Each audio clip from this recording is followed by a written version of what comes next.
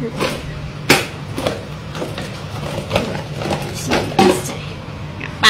ngasih beras, ngapain? Gue bukan pengemis. Plok. Ini gue ambil kembali. Takutnya nanti katanya enggak diambil kembali. Ini. Nih. Supaya nggak diambil lagi sama aku. Dah. Bye. Ngapain ngasih duit, ngapain? Saya bukan pengemis. Paham nggak? Bukan pengemis. Sorry. Kemaki temen Mbak Ida It 48. Nggak kemaki lagi lah, sombongnya minta ampun nak. Beras diremet-remet, dibuang di tong sampah. Duit diremet-remet, dibuang di sampah ke tong sampah. Ora kemaki meneh. Lagake kaya wong soge. Padahal iki dadi babu. Ning Taiwan iki dadi babu, tapi lagake sombonge komenane malah sundul langit sisan. Akeh sing mengunjungi, akeh sing menasehati, tapi walah gawe ontran-ontran dhewe, tapi dheweke merasa tersakiti, merasa wong padha dolimi, padahal gue kesalahan fatal. Jengkel sih jengkel karo wong, larati sih larati karo wong, tapi kan ojo pelampiasane meng beras. Iki nggo pelajaran kabeh ora mbak TKW Taiwan tok. TKW ning ngendi wae ora entuk jenenge duit kuwi duit. Jan kan negarane wong, negarane dhewe wae dilindungi. Duit diremet-remet dibuak ning tong sampah. Nek dhewe asik keciduk ana sing nglaporke bene. Wong nek sombonge ora sombonge minta ampun kok sundul langit tok. Lambene ke sampluk pesawat yo bene. Wong padha nasihati mengunjungi dheke. Nasihati kaya ngene lah. Sombong dheke, wong ngenasihati seakan-akane wong padha nantangi dheke. Wajar lah saiki wong pada speak up. Padha gawe videone dheke. Wingi-wingi kan hurung rame. Nembe dina iki tok ramene langsung meledak. Ora kemaki meneh. Tidak. Halo, assalamualaikum. Salam kenal Mbak. Sebelumnya saya mau minta maaf. Hera itu nggak menyenggol Bu, dia cuma memberikan motivasi. Oke, saya terima. Dia memberikan motivasi untuk kita semua yang jadi para TKW. Tapi ingat, kalau mau memberikan sebuah motivasi atau edukasi, jangan ambil piti orang, muka orang. Khusus aja kayak aku gini, bikin motivasi. Tanpa menyenggol, tanpa menyakiti hati orang. Apalagi orang itu umurnya lebih tua dari dia. Beberapa hari ini aku tuh lihat postingan ada mbak-mbak buang beras di plastik sampah kayak gitu kan. Dia bilang, aku bukan pengemis. Dan dia ngeremes-ngeremes duit, dia buang sekalian di plastik sampah itu. Menurut aku nih ya, kalau kita tidak suka dengan seseorang, tidak semua harus diupload. Kalau menurut orang tua saya, kita nggak boleh membuang beras. Dan yang aku agak khawatir itu dia ngeremes-ngeremes mata uang Taiwan. Takutnya nih ya, kalau viral, orang Taiwan yang lihat, kita dilaporkan polisi. Karena kita ibaratnya merusak loh ini. Kan diremes-remes tuh. Setahu aku, uang Taiwan itu kan nggak boleh diremes-remes. Setahu aku ya, alangkah baiknya postingan itu dihapus aja, dibuang aja, karena agak bahaya sih menurut saya. Dan kalau kita itu tidak suka dengan seseorang gitu ya, nggak semua harus diposting, ya nggak sih? Ini bukan merugikan orang yang ngasih barang itu loh, merugikan diri sendiri. Kita datang ke Taiwan nih, kita kan kerja, cari duit buat beli beras. Oh, dikasih beras orang kok malah dibuang sampah. Kalau nggak mau ya kasih orang aja, jangan dibuang, jangan semua harus diupload. Terus yang agak bahaya itu yang duit diremes-remes terus dimasukin ke plastik sampah itu. Alangkah baiknya dibuang aja, videonya dihapus aja biar aman. Ini saran saya ya. Yo guys, balik lagi bersama saya tentunya ini kita masuk ke segmen ini ya. Tukang buang beras dan uang jangan dikasih perhatian katanya gitu guys ya.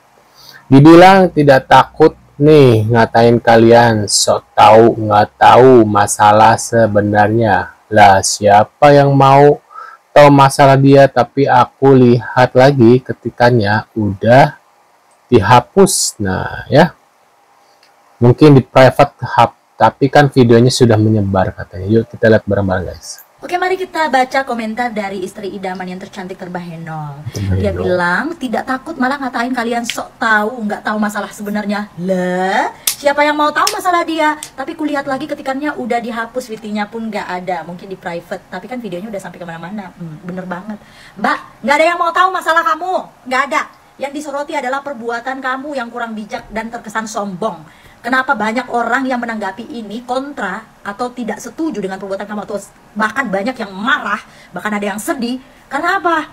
Itu adalah kebutuhan primer, kebutuhan pokok kita. Kalau kita nggak ada beras, kita tuh nangis, mau makan nggak tahu mau makan apa. Ya kita sebagai orang Indonesia makannya beras, ya kecuali kamu orang Amerika makannya daging, lebih mahal.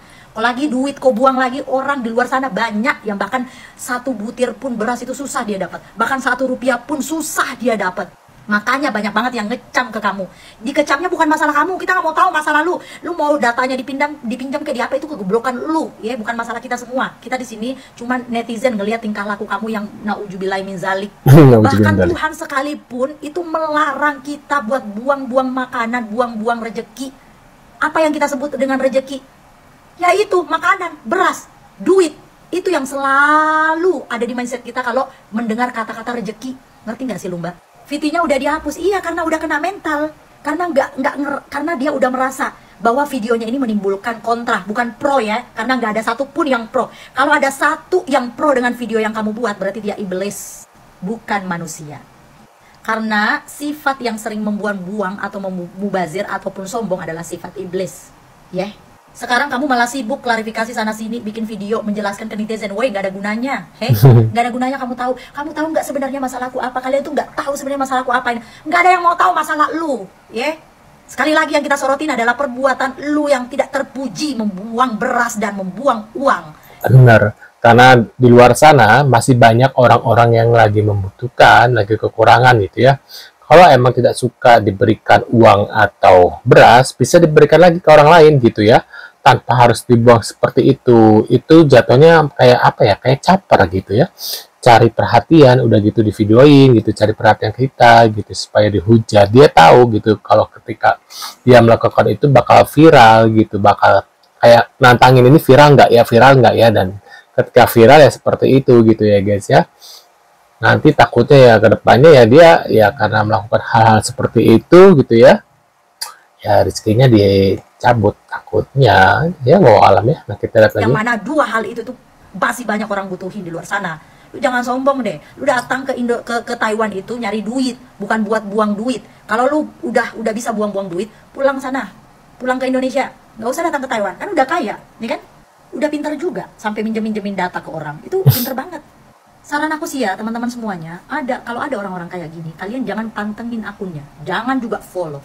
Kalau perlu kalian laporin akunnya, laporin biar apa? Akunnya hilang, ya. Karena perbuatan-perbuatan tidak terpuji kayak gini, nggak boleh kita dukung, nggak boleh sama sekali kita dukung, ya. Kita harus biasakan cancel culture, kita harus biasakan memblok orang-orang kayak gini supaya tidak muncul di sosial media, kalau perlu nggak muncul dalam kehidupan ini. Blok dan report akunnya, biar akun-akun kayak gini tuh gak ganggu dunia persosial mediaan yang sangat menyenangkan ini.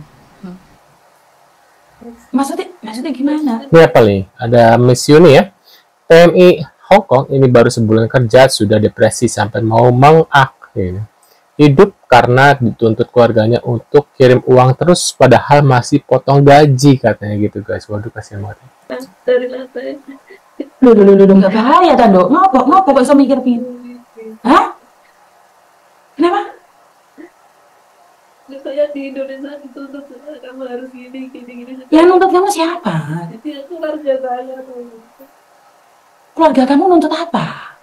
Kamu harus bisa bangun rumah, kamu harus bisa gini. Sedangkan saya kan di sini kerjanya nggak nuntut orang majikanku ini agak keren. Nah, makanya karena temanku itu kalau saya bahagia saya selalu tertawa. Akhir-akhir ini saya susah gitu. Orang tuamu maksa kamu kirim uang saja. Oke, orang tuamu minta kamu kirim uang, tapi kan kamu masih potongan, Tondo. Makanya itu terus dia tuh nggak mau. Ini loh SMS dia masih ada. Lihatin, Dok, lihatin, Dok. Nah, kamu tadi teleponan sama siapa? Itu tadi teleponan sama ibu. Ibumu yang minta uang? Bukan. Suami? Orang lain yang menolong aku. Orang lain yang nolong kamu siapa? Laki-laki? Dia perempuan. Itu kayak seolah keluarga apa. Sebentar. Itu keluargamu minta uang sama kamu. Terus kamu nggak ngasih uang, nggak masalah. Atau kamu masih potongan? Masalahnya di mana? Keluarga saya kan masih nuntut. Masih Maksudnya keluargamu masih nuntut gimana sih? gini loh. Kamu kan berangkat lagi ke sini kan. Saya berangkat lagi kamu. Kalau bisa itu kamu harus bisa bangun rumahnya orang tua saya. Iya, tapi kan kamu posisi masih kerja dan kamu masih potongan kan nggak bisa nuntut juga. Tapi kan dia kan saya maunya ini gitu mungkin. Nah, terus kenapa kamu harus mengakhiri hidupmu? Kan uang masih bisa dicari.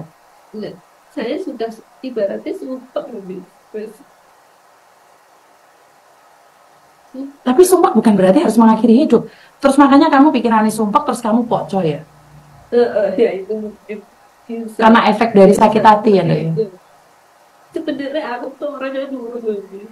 Ejemput juga tahu. Percuma izin tahu, tapi kenyataannya kamu pokcoy loh, Dok. Ngerti nggak? Saya tuh orangnya dulu. Umur berapa sih kamu? 34 ini. Kamu masih umur 34, tapi kayak umurmu lebih tua daripada 34. Nah, makanya itu tapi saya tuh banyak juga. Kan kenapa harus sampai seperti itu sih? Kenapa kamu nggak fokus sama kerjaanmu dulu? Jangan pokcoy. Bisa nggak setelah ngobrol sama Miss Yuni ini? Bisa sih sebenarnya. Bukan sebenarnya, saya nanya kamu bisa nggak? Bisa sih. Bisa ya. Jadi Saya tuh orangnya malah ngekalem. nggak butuh kalem, Mbak. Butuh sama nggak iki golek pekerjaan sing nyeneng ning hatimu dulu. Beneran. Punya anak berapa sih kamu sayang? Satu. Umur 9 tahun ini. umur 9 tahun. Dan ejemu aja sudah bilang kalau majikanmu tidak mau ini, mereka pun tidak mau membantu kamu. Makanya kamu ingin mengakhiri hidup. Iya.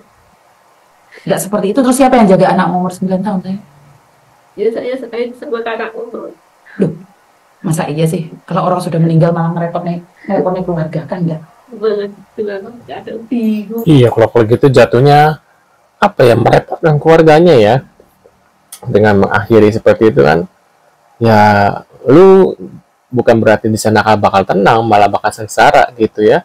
Udah gitu kasihan anaknya jadi beban orang lain, lu yang bikin tapi orang lain yang jadi sengsara juga gitu, ikut sengsara. Ini namanya egois gitu ya guys. Menurut kalian gimana nih setelah melihat beberapa berita ini dari TKW ini ya, di Taiwan dan di Hong Kong ini guys? Mungkin kalian tulis di kolom komentar seperti biasa ya.